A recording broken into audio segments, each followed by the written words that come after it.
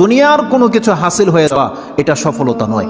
একজন মুমিন মুসলিমের মর্যাদা আল্লাহর কাছে এক পাল্লায় যদি একজন মুমিন মুসলিমকে রাখেন, আরেক পাল্লায় পুরো পৃথিবীকে রাখেন। কেউ যদি পুরো পৃথিবীকে ধ্বংস করে দেয়, এটা আল্লাহর কাছে অত বড় অপরাধ নয়। একজন মুমিনকে যদি কেউ হত্যা করে, এটা যত বড় অপরাধ। তাহলে একটা মানুষ তাওহীদের উপরে যারা আছে তাদের মান মর্যাদা এত, আল্লাহ বলছেন অতএব তারা যেন দুনিয়ার জন্য নয়, বরং তারা ওই পরকালে জাহান্নাম থেকে মুক্ত হয়ে যাওয়ার সেই রাস্তা যেন তারা অবলম্বন করে। কারণ সেই দিন যাকে জাহান্নাম থেকে শুধু বাঁচানো নয়, দূরে রাখা হবে। ওয়াউদখিলাল জান্নাহ, আর যাকে জান্নাতে প্রবেশ করিয়ে দেওয়া হবে, আল্লাহ বলছেন ফাকাদে ফাজ, এই হলো সফল কাম।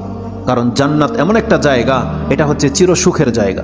একবার শুধু কোনো ব্যক্তিকে জান্নাতে ঢুকিয়ে দিলে জীবনের যত পেরেশানি আছে সব দূর হয়ে যাবে, সব দূর হয়ে যাবে। তাহলে পরকালের ব্যাপারটা হচ্ছে এমন। আল্লাহ বলতেছেন সেই দিন যাকে জান্নাতে ঢুকিয়ে দেওয়া হবে, আল্লাহ বলছেন এই ব্যক্তি হচ্ছে সফল কাম। তাহলে এই সফলতা আসবে কিসে? একমাত্র আপনার ঈমান, তাওহীদ। আপনি আল্লাহকে মেনে নিয়েছেন, আল্লাহর বান্দা, আপনি আল্লাহর সাথে শিরিক করেন না, এমন প্রত্যেকটা ব্যক্তি সেই জান্নাত সে পাবেই পাবে।